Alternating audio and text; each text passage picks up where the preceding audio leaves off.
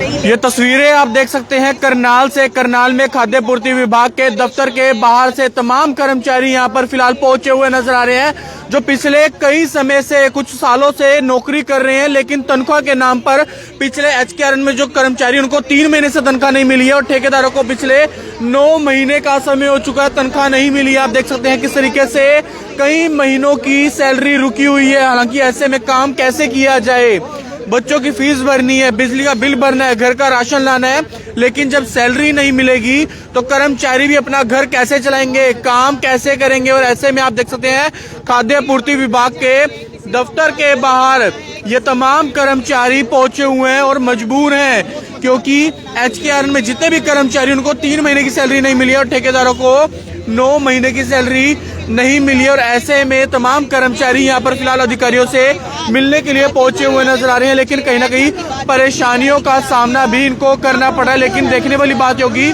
कि समाधान कब तक मिल पाएगा, इनको समाधान कब तक मिल पाएगा, क्या कुछ परेशानी आ रही है?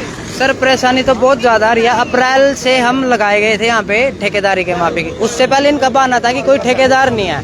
नवंबर में ठेकेदार का टेंडर हुआ है, जो ठेकेदार ने अभी नवंबर और दिसंबर की सैलरी देनी है सर, उसके लिए वीट की कमेटी बनाई गई है निशिंग सेंटर में।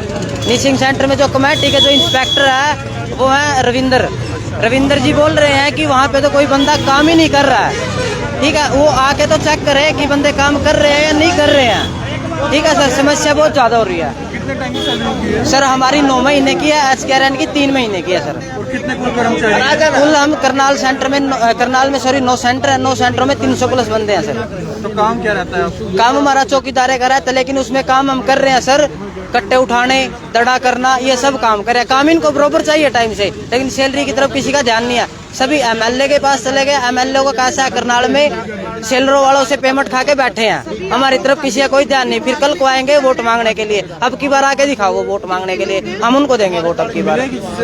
सभी से मिल चुके हैं, लेटर दे चुके हैं, SP DSP सब मतलब टोटली पूरे विभाग को हम दे चुके हैं सर, लेकिन कोई ध्यान नहीं दे रहा है। CTM मैडम को भी हमने 2 बार लेटर दे दिया, आज भी अभी CTM मैडम को लेटर दे के आया हूँ मैं खुद। उन्होंने बोला कि मैं चेयरमैन को बुला के बात करती हूँ। अभी देखते हैं क्या करेंगे क्या नहीं। समस्या बहुत ज्यादा हो रही है। मेरा लड़का है सर, 1.5 साल का है, चंडीगढ़ में ट्रीटमेंट चल रहा है सर PGI में, और बिना पैसे के मैंने उसका ट्रीटमेंट रोक रखा है सर। ठीक है, अब इसमें हमारी क्या, कल 2 महीने से मेरा मीटर फाड़ रखा है घर का। आप चल के देखो, साथ में अंधेरे में बैठे हम लोग। बहुत ज्यादा परेशानी हो रही है सर। क्या नाम है आपका? सर मैं प्रदीप शर्मा हूँ, निशिंग सेंटर से। क्या कुछ कहना चाहेंगे आप भी यहाँ पर पहुंचे कि सैलरी रुकी है? सर हमारे जो ठेकेदार के बंदे हैं उनकी 9 महीने की, और जो कौशल रोजगार के थ्रू लगे हैं जी उनकी 2 महीने की सैलरी रुकी है जी। अब हमारे अफसर जो इंस्पेक्टर थे वो किसी कारणवश से निलंबित हो गए थे जी, तो उनकी जगह है ना 5 बंदों की टीम खड़ी करी थी जी। 5 बंदे 2 महीने से लारा दे रहे हैं भाई, आज साइन करेंगे सैलरी के तनख्वाह पे, कल ना करेंगे, परसों करेंगे, ऐसे करके 2-3 महीने निकाल रहे जी। अगर फोन करते हैं फोन नहीं उठाते जी, और आगे से ये कहते हैं भाई इनका ठेकेदार के तो बंदे ही नहीं है यहाँ पर, न तो कभी सेंटर पे आके देखते हैं जी।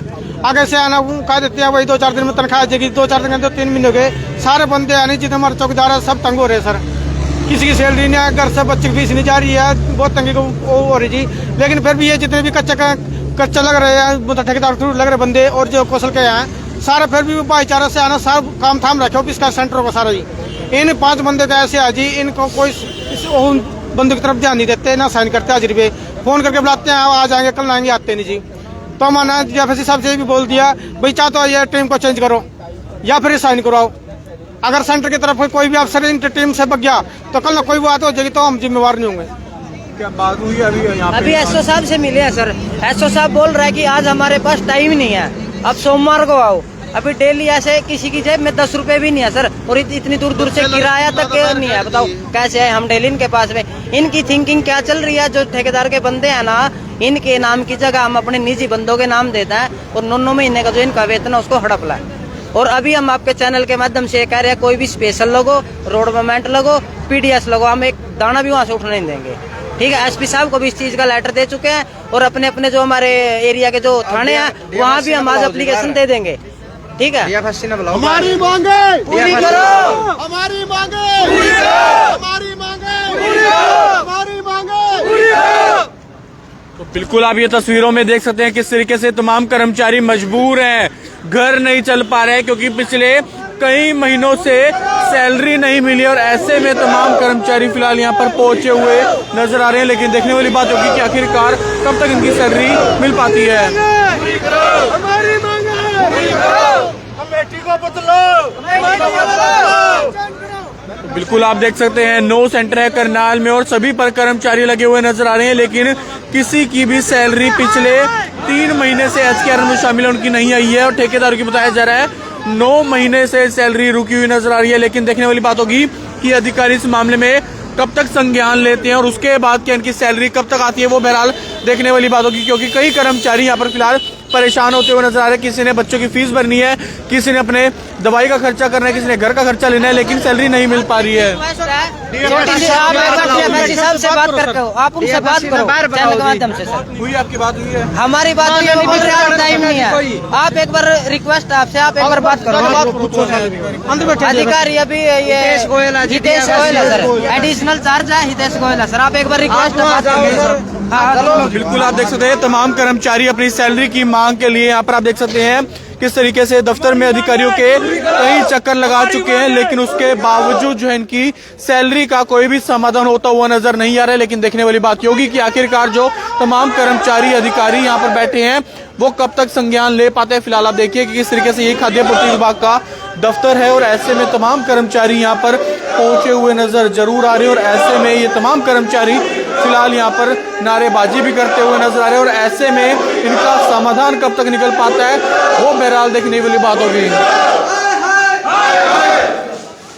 तो आप देख सकते हैं किस तरीके से हालांकि यहाँ पर अधिकारियों के चक्कर लगाते हुए नजर जरूर आ रहे हैं। डीएफएससी के ऑफिस के बाहर ये तमाम कर्मचारी पहुंच चुके हैं और ऐसे में हालांकि इनका समाधान कब तक हो पाता है वो बहरहाल देखने वाली बात जरूर होगी, लेकिन कहीं ना कहीं इनका समाधान जरूर होना चाहिए। आप देख सकते हैं फिलहाल अधिकारियों को अंदर भी लेकर जाते हुए नजर आ रहे हैं।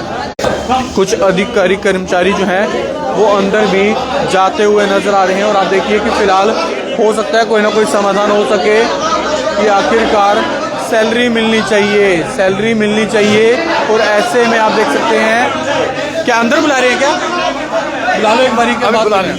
तो आप देख सकते हैं किस तरीके से हालांकि डीएफएससी से बातचीत भी करने का प्रयास करेंगे कि आखिरकार सैलरी जो इनकी रुकी हुई है वो कब मिल पाती है, लेकिन कहीं ना कहीं समाधान जरूर होना चाहिए क्योंकि से तमाम कर्मचारी परेशान होते हुए नजर आ रहे हैं, क्योंकि कईयों के घर का जो गुजारा है वो इन्हीं की वजह से चलता है, इन्हीं की सैलरी से चलता है, लेकिन घर का खर्च जो है वो नहीं हो पा रहा है। किसी ने बच्चों की फीस देनी है, किसी ने दवाइयों का खर्च चलाना है, लेकिन ऐसे में हालांकि समाधान कब तक हो पाता है वो बहरहाल देखने वाली बात जरूर होगी। लेकिन आप देख सकते हैं किस तरीके से ये तमाम कर्मचारी हाथ में कागज लेकर अधिकारियों के चक्कर ही काटते हुए नजर आ रहे हैं, लेकिन उसके बावजूद भी कोई भी समाधान होता हुआ नजर नहीं आ रहा है। और फिलहाल आप देखने वाली बात ये होगी, मिले थे, इनसे भी मिले थे आप? नहीं सर, सर मिले थे लास्ट टाइम। सर बोल रहे कि हमें मैटर का पता नहीं है, आप एसओ साहब से बात करो। एसओ साहब बोल रहे अभी कोई अटेंडेंस नहीं दे रहा, हम क्या करें। हाँ तो लगता है कि इधर उधर घुमाए जा बस हवा में बातें हो रही हैं सर, सब कोई जन मन सोल्यूशन नहीं है। तो लगता है समाधान हो जाना चाहिए, होना चाहिए सर, होना चाहिए। यहाँ पे मौके पे वो जो कमेटी बनाई है उसको बुलाओ, डीएफएससी साहब बाहर आके आपसे बात करे क्या सोल्यूशन है, कुछ मतलब आश्वासन दे, जन मन आश्वासन तो दो कुछ। अभी सोमवार को आना, मंगलवार को आना, यही काम रहेगा ना, हमें जेब में एक फुटी कौड़ी नहीं है और इनके बुलाने से हम आते रहे, ये तो फिर गलत है ना काम। काम पर भी प्रभाव पड़ रहा है चीज का? हाँ जी, काम पर भी प्रभाव पड़ रहा है, बहुत प्रभाव पड़ रहा है सर। हम सब लोगों ने काम रोक दिया और अभी एक दाना नहीं वहाँ से उठने देंगे जब तक हमारी पेमेंट नहीं आएगी सर। अभी काम पर है या फिर अभी सर ऑन ड्यूटी है सर। हाँ आप देख सकते हैं हालांकि देखने वाली बात होगी कि आखिरकार कब तक जो है अधिकारी यहाँ पर आते हैं, इनसे बातचीत करते हैं, कोई समाधान निकल पाते हैं, क्योंकि कहीं ना कहीं पिछले कई महीनों से इनकी सैलरी रुकी हुई है, सैलरी नहीं मिलेगी तो घर का खर्च भी पूरा नहीं हो पाएगा और उसके बाद कहीं ना कहीं फिलहाल इनका समाधान निकलना जरूरी है, क्योंकि सैलरी रुक जाती है। जो एचकेआर के तहत में शामिल हुए थे, नौकरी कर रहे थे, उनकी 3 महीने की सैलरी बताया जा रहा नहीं आई है और उसके बाद जो ठेकेदार है उनकी 9 महीने की सैलरी रुकी हुई नजर आ रही है, लेकिन कब तक इनकी सुनवाई हो पाती है वो बहरहाल देखने वाली बात होगी। Mukul Sija, Karnal breaking news, Karnal.